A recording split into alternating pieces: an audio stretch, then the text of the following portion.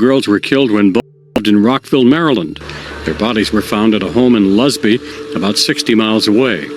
Investigators have spent the week digging up Bowman's old backyard, searching for more evidence. But so far, nothing has turned up. Case 1. Renee Bowman. September 2008. Lusby, Maryland. A 7-year-old girl is found wandering her neighborhood, barefoot, barely clothed, covered in blood. Neighbors call 911. When officers arrive at the house she escaped from, they find something that will stay with them for the rest of their careers. In the basement, a locked freezer. Inside it, the remains of 2 young girls. Renee Bowman, 43, had adopted 3 special needs children from the District of Columbia. To the outside world, she was a dedicated foster mother collecting government subsidies to care for them. But the children were never enrolled in school. They were kept in a locked room, forced to use a bucket. They were beaten repeatedly with a baseball bat and a shoe. At some point, 2 of the girls died from asphyxiation. Bowman didn't call the police. She didn't call for help. Instead, she placed their bodies in a freezer and moved twice, dragging that freezer with her each time. And she kept collecting their care subsidies. All told, she pocketed approximately $150,000 for children who were already dead. The 3rd child's escape blew everything open. During trial, that surviving child held a Valentine's Day teddy bear on the stand and demonstrated where she had been beaten. When the defense attorney repeated a question, she looked at him and said, "You already asked that." The courtroom went silent. The jury convicted Renee Bowman on all counts. 2 counts of first-degree murder, 3 counts of child abuse. At sentencing, Judge Michael Algeo told her, "You sentenced these 2 innocent children to a death chamber, and for you, that option is not available." He gave her 2 consecutive life sentences without parole, plus 75 additional years. As of 2026, Renee Bowman remains incarcerated in Maryland. Case 2. Amy Bishop, February 12, 2010. Huntsville, Alabama. It was a routine Friday afternoon faculty meeting. Biology professors gathered in room 369 of the Shelby Center at the University of Alabama. 6 colleagues, 1 agenda. No reason to expect anything other than a standard review. Dr. Amy Bishop sat quietly for nearly 40 minutes. Then she stood up, reached into her purse and pulled out a 9mm handgun. She began shooting the people across the table, execution style, targeting heads. In seconds, 3 professors were dead. 3 more were severely wounded. When she turned the gun on a 7th colleague, it clicked. Empty. Her colleagues rushed her. She shoved her out of the room and barricaded the door. Bishop was found waiting outside the building for her husband to pick her up. When police arrested her, she said, "It didn't happen, they're still alive." But Bishop had a history that law enforcement had buried for decades. In 1986, she shot and killed her own teenage brother at their family home in Braintree, Massachusetts. The death was ruled accidental. Police reports disappeared from the files by 1988. She walked free. In 1993, her research supervisor received pipe bombs in the mail after Bishop feared a negative evaluation. No charges were filed. In 2002, she punched a woman in the head at an IHOP over a booster seat. She had also been denied tenure at the university just months before the shooting. And her unpublished novels featured a female scientist struggling over tenure and a pandemic virus she had engineered. In September 2012, facing the death penalty, Amy Bishop pleaded guilty. She was sentenced to life in prison without the possibility of parole. As of 2026, Amy Bishop remains incarcerated in Alabama, having never expressed remorse. Case 3. Elfriede Blauensteiner, Vienna, Austria. 1981 through 1995. She called herself a caregiver. Elfriede Blauensteiner was born in 1931, and by the time she was middle-aged, she had developed two consuming passions: gambling and pharmacy. She understood exactly how blood sugar medications worked, and she understood that elderly, isolated men had something she needed: money. Her pattern was precise. She would insert herself into a vulnerable man's life, as a neighbor, a companion, a wife, gain access to his finances, and then ensure he didn't live long enough to complain. Her apartment janitor was her first victim in 1981. Then a diabetic friend. Then her own husband, Rudolph, who died in a mysterious coma in 1992. Then an 84-year-old neighbor named Franziska, who had handed over a savings book worth approximately 170,000 euros with the password Heaven. A bitter irony. Then Friedrich, who transferred his house to Elfriede before dying. Then a 65-year-old man she met through a personal ad. Then Alois Pichler, a retired pensioner who lasted 5 weeks under her care. Investigators found she had administered at least 70 doses of Euglicon, a blood sugar-lowering drug, in Pichler's milk. The night before he died, she gave him 20 antidepressant tablets, opened the windows in winter, and placed him in a cold bath. She was arrested in January 1996 and initially confessed to 5 murders, then recanted. In court, she clutched a golden crucifix and said, "My hands are clean. I've nothing to hide." She was convicted of the murder of Alois Pichler in 1997 and sentenced to life. A second conviction followed in 2001. Elfriede Blauensteiner died in a Vienna hospital on November 18, 2003, at the age of 72, from a brain tumor, after serving 7 years in prison. Case 4, Lizzie Borden, August 4, 1892. Fall River, Massachusetts. It was an unusually hot Thursday morning. Andrew Borden, one of the wealthiest men in town, a bank president, a property developer, a director of multiple textile mills, left home early, made his rounds, and returned to the family home at 92 2nd Street. He lay down on the couch. He never got up. At approximately 11:10 a.m., his daughter Lizzie called out to the housemaid, "Maggie, come quick. Father's dead. Somebody came in and killed him." Andrew had been struck 10 or 11 times with a hatchet-like weapon. His face was, in the words of the Fall River Herald, hacked to pieces. A neighbor helped search the house.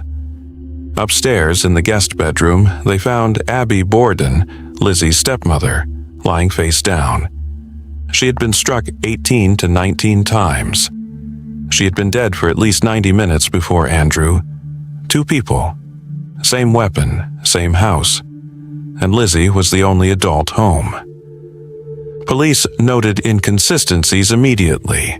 Lizzie claimed she had been in the barn loft looking for iron sinkers when her father was killed. Officers examined the barn.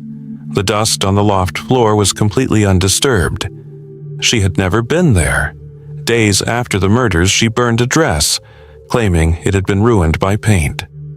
The day before the murders, she had attempted to buy prussic acid from a local pharmacy. Lizzie was arrested on August 11, 1892, and charged with double murder. Her trial in June 1893 became a national sensation. After 90 minutes of deliberation, the jury acquitted her on all charges. The rhyme schoolchildren would chant for generations got the number of blows wrong, but the suspicion never faded.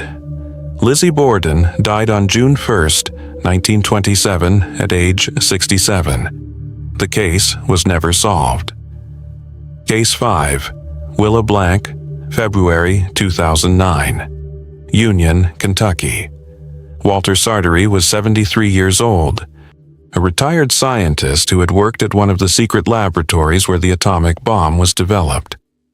He was brilliant, a chess player, a statistician, a man who had used mathematics to build a small fortune in the stock market.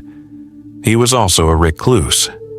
Diagnosed with paranoid schizophrenia, he filled his garage with computers, avoided people, and communicated primarily through an online bulletin board for others with the same condition. He had no family nearby. He trusted almost no one. Willa Blanc had spotted that vulnerability the moment she met him, while cleaning a neighbor's house in 2008. She began working her way into his life, positioning herself as his healthcare advocate. Sartori noticed something was wrong. He changed his locks. He told friends he thought she was scamming him. He was right. In mid-February 2009, Sartori was abducted and taken to the basement of Blanc's home in Union. He was duct-taped to a chair, he was drugged, he was kept alive just long enough to reveal passwords, sign over accounts, and transfer assets. Blanc's son claimed he had to perform CPR on the victim 3 times during his captivity. Sartori died while still duct-taped to that chair. Blanc and her son then transported the body to Indiana in a rented minivan, telling friends they needed to burn a dead dog. In a remote section of Morgan Monroe State Forest, they dismembered and burned the remains. What exposed them? The online bulletin board. Friends who had never met Sartori in person, strangers from Virginia and North Carolina, noticed he had gone silent. They reported it to police. A charred pair of steel-rimmed spectacles was recovered from the burn site. Blanc was sentenced to life without the possibility of parole. As of 2026, she remains incarcerated in Kentucky. Case 6, Penny Bjorkland, February 1st, 1959. Daly City, California. It was a breezy, warm Sunday morning. Rosemary Bjorkland, known to everyone as Penny, woke up, looked at the ceiling, and made a decision. Today was the day she would kill someone. She was 18 years old. She had no criminal record, no history of violence, no grudge against anyone. She had stolen a .38 caliber revolver from a friend's parents' bedroom 6 weeks earlier and purchased a box of specialized target practice bullets. She had been planning this for a year and a half. She wanted to know if killing a person would bother her conscience. That morning, she walked into the hills above Daly City. A 28-year-old landscaper named August Norrie, a Korean War veteran, a former minor league baseball player, a man married just 18 months whose wife was pregnant with their first child, offered her a ride. She accepted. She shot him first from the passenger seat. Then she got out of the car, opened the driver's side door, emptied the revolver into him, reloaded, and emptied it again. Then she reloaded a second time and emptied it once more into his body. 18 bullet holes. 3 shots to the head, 3 to the neck, 3 to the chest. She drove his car to a remote area, left his body in the brush, and went home for dinner with her family. The investigation took 2.5 months, ultimately cracking open when detectives traced a specialized bullet mold to a mechanic who admitted selling the ammunition to Penny. She was arrested calmly at her parents' home. She confessed by 5:40 the next morning. When asked why she did it, she said, "I felt better mentally, like a great burden had been lifted." She was sentenced to life. Penny Bjorkland was paroled in the mid-1960s. Her current whereabouts are unknown. Case 7, Mariette Bosch, June 26, 1996. Gaborone, Botswana. Mariette Bosch had a plan. She drove to Petersburg, South Africa, borrowed a 9mm Browning pistol, smuggled it across the border, and waited for nightfall. That evening, she climbed a 2-meter wall around the home of Maria Volmarans, a woman who had been her friend. They had taken porcelain doll classes together. They had baked cakes together. Mariette also happened to be in love with Maria's husband. She entered the house. she confronted Maria in the hallway. She fired twice. Maria Wolmerans died from wounds to her stomach and ribs. For 3 months, police investigated it as a botched burglary. There were no fingerprints, no suspects. But then, Mariette's sister-in-law made a discovery that changed everything. A 9mm pistol hidden in her home, and a wedding dress, ordered from a designer in Pretoria. She connected the dots and called the police. Mariette Bosch was arrested in October 1996. She and the victim's husband married in 1998 while she was out on bail. At trial, she claimed she had been hypnotized by a third party who drugged her wine and instructed her to commit the murder. The judge found no extenuating circumstances and called the crime carefully planned. On February 21, 2000, Mariette Bosch was sentenced to death. Her appeal was denied. On the morning of March 31, 2001, she was executed by hanging at Gaborone's Central Maximum Prison, the first South African citizen executed in Botswana, and only the 4th woman hanged there since independence. No family was permitted at the execution, no last meal, no sedative.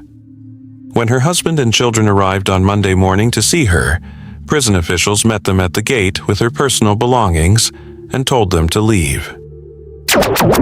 These cases have come from Austria, Botswana, Victorian England, and all across America. That's the thing about true crime, these stories travel. Before we continue, where in the world are you watching right now? Drop your city and country in the comments. I'm genuinely curious how far Capital True Crime reaches. Let's find out together. Also, don't forget to like, subscribe, and share this video so you don't miss out on our future update. Case 8, Diane Borchardt, April 3, 1994. Jefferson, Wisconsin, Easter morning. At 3:35 a.m., 3 teenagers broke into the home of Reuben Borchardt. He was confronted at the top of the cellar stairs and shot twice with a sawed-off shotgun. His son, Chuck, woke to the sound of a gunshot and moaning. He found his father in the basement. Before Reuben died, he looked up and said, "I can't believe she would do this to me." She was Diane Borchardt, his estranged wife of 15 years, a teacher's aide at Jefferson High School, a woman known to students as either real nice or a bitch, depending on the day. Reuben had filed for divorce in January 1994 and moved into the basement of their own home. So he had set up a makeshift alarm system, empty mayonnaise jars lined up in the hallway, to warn him if anyone came for him. Someone came for him. Diane had spent months recruiting students. She told them Reuben abused her, that she would lose everything in the divorce. She paid them approximately $600 down, offered jewelry and a car. She arranged to be 200 miles away on Easter weekend, visiting relatives. The alibi was perfect. The planning was meticulous. The problem was the teenagers. It took investigators 6 months to trace the plot back to Diane, through handwriting on a map she had drawn for one of the co-conspirators. She was arrested in September 1994. At trial, she maintained her innocence and never testified. The jury didn't believe her. Diane Borchardt was convicted of first-degree intentional homicide and sentenced to life in prison, with no possibility of parole until she had served 45 years, making her eligible in 2035. As of 2026, she remains incarcerated and has exhausted all appeals. Case 9, Terry Borgia. January 11, 2010. Clinton Township, Michigan. The call came in between 7 and 8 in the morning. A child had drowned. Firefighters arrived to find the front door locked and no lights on inside. Terry Borgia led them to a bathroom. Her 4-year-old grandson, D'Angelo, was lying on the bathroom floor, unconscious. He did not survive. What followed was one of the most legally chaotic murder prosecutions in Michigan history. Terry Borgia was charged with first-degree murder. Her trial ended in a mistrial. Police statements were found to be legally invalid. A second trial ended with a hung jury after her daughter, Tanina, who was in the home that morning, was ruled an unfit witness due to mental health issues. A third trial ended in another mistrial. Jurors deadlocked. 3 trials. No verdict. At the fourth trial in March 2013, the jury finally convicted Terry Borgia of first-degree murder and child abuse. She was sentenced to life in prison without the possibility of parole. The prosecution had relied on Borgia's own inconsistent statements to police. In one account, she said she placed the boy in the bath an hour before firefighters arrived without checking on him. In another, she said she filled the tub and immediately went to get him from the living room. The autopsy found injuries consistent with physical trauma, not a simple drowning. Her daughter, Tanina, who gave recorded interviews in which she once admitted to the killing, was never charged. Borgia's attorney argued she was taking the fall for her daughter. Prosecutors said the evidence pointed only one direction. The Michigan Court of Appeals affirmed her conviction in 2014. A subsequent federal habeas petition was denied. As of 2026, Terry Borgia remains incarcerated at the Huron Valley Women's Correctional Facility in Ypsilanti, Michigan. Case 10. Amy Bosley, May 17, 2005. Campbell County, Kentucky. At 5 a.m., Amy Bosley called 911 in tears. Someone had broken into their cabin. She had heard shots. She had seen a man, white, tall, pointed face, leave through a door. Her husband, Bob Bosley, 41, was dead in the master bedroom, shot at least 6 times with a 9mm handgun. The Bosleys had been local royalty in Campbell County, $1 million roofing business, sports cars, horses, their own plane, a 50-foot motor yacht. They were planning to build a mansion on their 35-acre estate.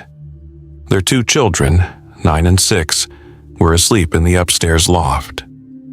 Police immediately noticed problems with Amy's story. The back door had shattered glass, but the children testified they heard the shots first, then heard the glass break. Not the other way around.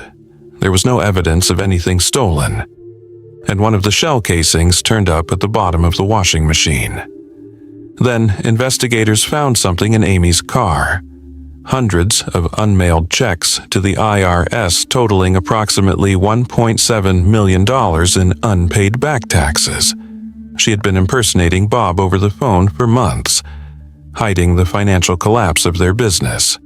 The murder weapon, a Glock from Bob's own collection, was found inside her handbag in a cupboard. 10 days after the murder, Amy Bosley was arrested. She initially pleaded not guilty, but facing a trial where her own children would have to take the stand, she changed her plea. On November 2, 2006, she was sentenced to 20 years for murder and 5 years for tampering with evidence to run concurrently. At sentencing, Bob's brother told her, "You have no respect for life. You are a liar and a fake." As of 2026, Amy Bosley has served nearly 20 years and may be approaching parole eligibility. Case 11. Amy Lee Black. December 7, 1990, Muskegon Heights, Michigan. It was the early hours of Pearl Harbor Day when David Van Bogelen, 34, walked into a restaurant visibly drunk and made a fatal mistake. He let people see his cash. Amy Lee Black was 16 years old. She had traveled to Muskegon knowing nobody, fallen in with 19-year-old Jeff Abrahamson, and found herself in a situation she later said she knew was spiraling. She claimed she had called both her parents weeks before asking them to come get her. Neither came. At the restaurant, Black and Abrahamson saw Van Bogelen flashing money. They made a plan. They lured him back to their apartment. Black struck him over the head with a heavy whiskey bottle. When that wasn't enough, they bundled him into his own truck, drove him to a remote rural road, and Abrahamson stabbed him multiple times. Van Boeglen also sustained blunt force trauma to the head. The medical examiner testified that the blows from the bottle alone could have been fatal. Black and Abrahamson returned, cleaned the apartment, discarded a blood-soaked sofa, and fled in the victim's stolen truck. They were arrested 3 days later, asleep at a relative's house in Barry County. Black gave a 30-minute taped confession. At trial, she recanted it, saying Abrahamson forced her to participate, and that she had falsely confessed because he told her she wouldn't be charged as an adult. The jury didn't buy it. Amy Lee Black was convicted of first-degree murder and armed robbery. Under Michigan law, the sentence was mandatory, life without parole. She was 16 years old. As of 2026, Amy Lee Black remains incarcerated at the Women's Huron Valley Correctional Facility. She has been fighting for resentencing under evolving rulings on juvenile life sentences for over a decade. Case 12, Kathy Boudin, October 20th, 1981. Nyack, New York.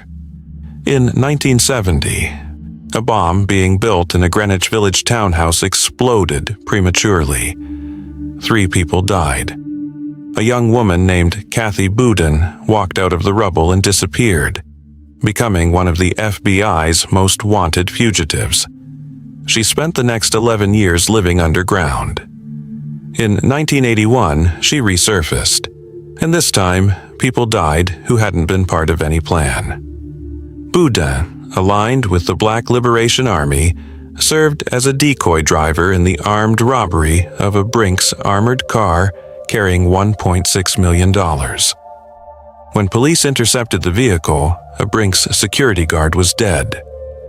2 Nyack police officers were also killed during the operation. Boudin was unarmed. She was not at the site of the initial attack, but she was part of the plan that killed 3 people. She was arrested that day. 3 years later, she pleaded guilty to second-degree murder and robbery and was sentenced to 20 years to life. In prison, Boudin became a different kind of presence. She co-founded an AIDS counseling program. She developed parenting support programs for incarcerated mothers. She earned a master's degree, the first woman in New York history to do so while incarcerated. In 2003, after serving 22 years, she was granted parole. After her release, she earned a doctorate from Columbia University, co-founded the Center for Justice, and taught as an adjunct professor. She spent her remaining years as an advocate for prison reform and the release of aging prisoners. Kathy Boudin died on May 1, 2022, at the age of 78 in New York City, after a 7-year battle with cancer. Case 13, Lindsay Blansett, December 14, 2014, Wellington, Kansas. Just before midnight, Lindsay Nicole Blansett entered her son's bedroom. She was carrying a knife and an 11.2-pound rock. She struck him in the head with the rock. He woke up, and according to testimony, he said, "Mom, stop." She stabbed him 7 times in the chest. Caleb Blansett was 10 years old. He was in the 4th grade at Lincoln Elementary School. After she killed him, Lindsay called 911. The dispatcher picked up and heard her voice, calm, measured. She said, "Hi, this is Nicole Blansett. I just stabbed my son." The dispatcher asked her to clarify. She repeated it. She then told the dispatcher she thought she was saving him from the pain that was coming. She calmly spelled out her last name. 2 days before the murder, Lindsay had written a note attempting to give away both her children, writing, "Please love them with all your heart and don't let them forget me." A 9-year-old daughter was in the home that night and was not harmed. Lindsay Blansett had been diagnosed with bipolar disorder and anxiety. At trial, her defense argued she experienced a brief psychotic episode and lacked the ability to form intent. The prosecution pointed to the rock, the knife, the note written 2 days prior, and the calm, deliberate 911 call as evidence of premeditation. The jury found her guilty of first-degree premeditated murder. At sentencing, the detective who lived across the street from the family told her, "I just really wish you would have come and knocked on my door." Judge William Mott sentenced Lindsay Blansett to 25 years to life in prison. As of 2026, she remains incarcerated in Kansas. Case 15, Karen Baragi, December 24, 2011. Spring Hill, Florida. On December 20th, Alan Baragi told his wife Karen that he was in love with a coworker. He was leaving. He would move out after Christmas. The next morning, December 21st, Karen drove to a pawn shop and placed a down payment on a .38 caliber revolver. 3 days later, on Christmas Eve, she returned to the pawn shop and picked it up. That same morning, she found romantic text messages on Alan's phone. He came home from work and fell asleep on the living room couch. Karen loaded the revolver with 6 bullets. She later told police she spent approximately 1 hour standing in that living room, making up her mind. She approached Alan as he slept. She pointed the gun at the back of his head. She fired twice at point-blank range. She noted that he never moved. Alan Baragi was 31 years old. Karen drove to her parents' house in Brooksville to confess. Her parents drove her back home and told her to call 911. At 12:45 p.m. on Christmas Eve, she turned herself in. In her interview with detectives, she said, "I shot him because I have been suffering years of mental and verbal abuse, and I just felt like I've reached the end." She told detectives she shot him with the intent to kill. She had also told police she originally bought the gun to commit suicide. Karen Baragi initially faced first-degree murder. In January 2013, she pleaded guilty to second-degree murder. Her attorney asked for the minimum sentence. The judge noted the premeditated purchase of the weapon, made the morning after Alan's announcement, and sentenced Karen Baragi to life in prison. As of 2026, she remains incarcerated within the Florida Department of Corrections. Case 16, Florence Bravo, April 18, 1876. Balham, London. Charles Bravo, 30 years old and a successful barrister, dined at his home with his wife Florence and her companion. He retired to his bedroom at 8:30 p.m. Minutes later, servants heard a crash. Charles staggered into the hallway, his face contorted in agony, crying out for hot water. He died 3 days later. The post-mortem found 30 to 40 grains of tartar emetic in his system, 10 times a lethal dose. For 3 days as he lay dying, doctors repeatedly asked Charles who had poisoned him. He gave the same answer every time. "I have told you all I know." Florence Bravo was the daughter of a wealthy family and had inherited £40,000. Her first marriage had been a nightmare, an alcoholic, abusive husband. After his death, she had a long affair with a physician named Dr. Gully, 22 years her senior, which ended in scandal. Then she married Charles. Charles, by most accounts, was controlling and mean. He threatened to dismiss Florence's longtime companion, Mrs. Cox. He had attempted to seize control of Florence's money. Multiple people in the house had reasons to want him gone. 2 inquests were held. The second lasted 23 days and heard over 40 witnesses. It produced a verdict of willful murder by person or persons unknown. No one was ever arrested. No one was ever charged. Florence Bravo moved away from London after the scandal destroyed her reputation. Local shopkeepers refused to serve her staff. Social invitations were returned unopened.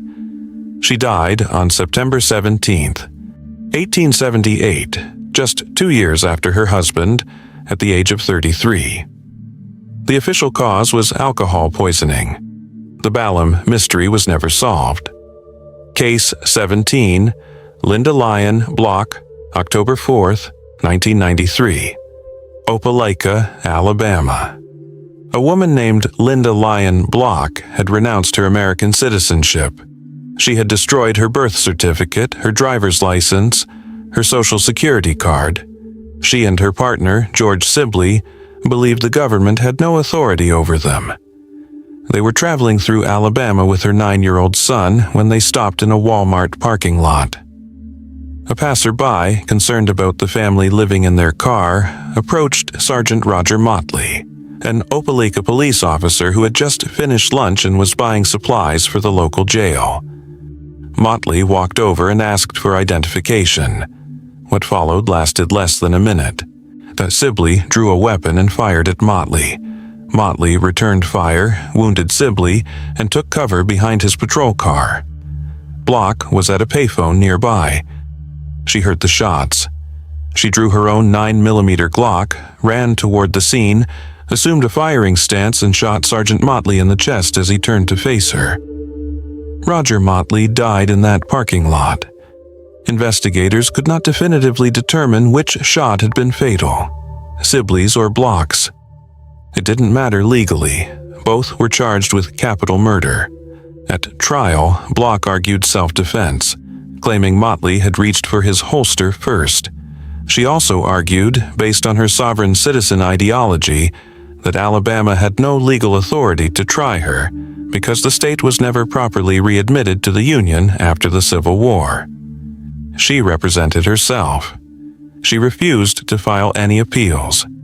On December 21, 1994, Linda Lyon Blanc was sentenced to death. On May 10, 2002, she was executed by electrocution at Holman Correctional Facility. She was 54 years old. She made no final statement. She was the last person in the United States to be executed by electric chair without the option of an alternative method. Case 18. Brenda Bratchie, November 26, 2004. Pamplico, South Carolina. Randy Bratchie left his job at the container plant just before 7 a.m. and was never seen alive again. His work clothes were found at home. His diabetes medication was on the counter. His blood pressure pills were where he'd left them. His vehicle turned up abandoned at a remote boat landing called Bluff Landing off Old River Road, where, after dark, on the evening he disappeared, a witness saw a woman dressed in camouflage walking away from the water. He gave her a ride. He would later identify her as Brenda Bratchie, Randy's wife. Randy had recently filed for divorce. He was seeing someone else. 6 weeks before he vanished, Brenda had beaten him so severely with a wooden tire thumper, the kind truck drivers use to check tire pressure, that he suffered cracked ribs and severe facial injuries. He had called 911 from that incident. She had called 911 too. She said he attacked her first. He said, "My wife is trying to kill me. I'm afraid of her." A court order barred Brenda from contacting him. She violated it multiple times. For years, the case went cold. Randy was listed as a missing person.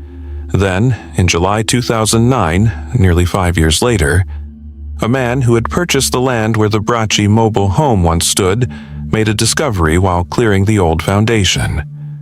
Wrapped in a tarp, a human skull. Randy had never left home. He had been buried beneath it. Brenda Bratchie was arrested in December 2009. At trial, it emerged she had confessed to the murder, claiming self-defense, but the confession was suppressed and the jury never heard it. They convicted her anyway. She was sentenced to life in prison. As of 2026, Brenda Bratchie remains incarcerated in South Carolina. Case 19. Jodie Bowman, January 2003. Brevard County, Florida. The house had been described by investigators as an illegal drug emporium: heroin, cocaine, methamphetamine, OxyContin. All of it accessible inside the home where Jodie Lynn Bowman lived with her 2 daughters and her boyfriend, George Jupin. a tattooed 40-year-old drug dealer with a history of armed robbery. In late January, Jodie's toddler daughter made a disclosure about Jupin. She confronted him. He denied it. She kept her daughter close. On January 20th, 2003, with Jupin still in the house following a multi-day drug binge, Jodie discovered him in a locked bedroom with her daughter. She grabbed the child. She took her outside and secured her in a small tent in the yard. Then she went back inside with a 9mm handgun. She said Jupin taunted her and lunged at her. She shot him 9 times. One shot to the head was fatal. She did not call 911. She slept with her daughters that night, leaving Jupin's body in the bedroom. The next day, she called a friend for help. The friend eventually called police. The prosecution charged her with second-degree murder. They argued the molestation story was fabricated to justify a killing motivated by jealousy, and that she had removed the child from danger before going back in with the gun, which showed intent, not panic. The defense argued she believed she would not leave that house alive. In May 2004, a jury of 3 men and 3 women deliberated for 9 hours. They acquitted Jodie Lynn Bowman of all charges. She walked out of that Brevard County courthouse a free woman. No sentence was imposed, no prison time served. Where she is today is not a matter of public record. Case 20, Jessica Bradford. The records on Jessica Nicole Bradford are brief. She was employed at a youth academy, a facility designed to support the young people in need. She hid her newborn infant inside a vacant building on the same campus where she worked. The child was found. Jessica Bradford admitted to what she had done. The details in the public record are limited. No sentence, no outcome is clearly documented in the available sources, but the contrast is impossible to ignore. A facility built to protect children. A woman whose job was to be part of that system. And an infant hidden in an empty building, left alone within those walls. Some cases end with verdicts and sentences. Some end with the life imprisonment. Some end with an execution chamber and a final silence. And some, like this one, end with a question mark that no document answers. A child found. A woman who confessed. And a story that never fully made it into the light. 20 women, 20 cases. One pattern. The people closest to the victim, the ones trusted to protect, to love, to care, were the ones who did the most damage. 20 cases. And 20 women who made choices that cost someone else everything. A frozen body in a basement. A husband shot while he slept. A child in the hills above Daly City who never knew the person asking for a ride had already decided he would not survive the morning. Some of these women are still alive and imprisoned. Some were executed. Some walked free. And at least one, no one knows where she is today. Stay alert, stay informed, and remember, the most dangerous people rarely look dangerous at all. This has been Capital True Crime. We'll see you in the next one.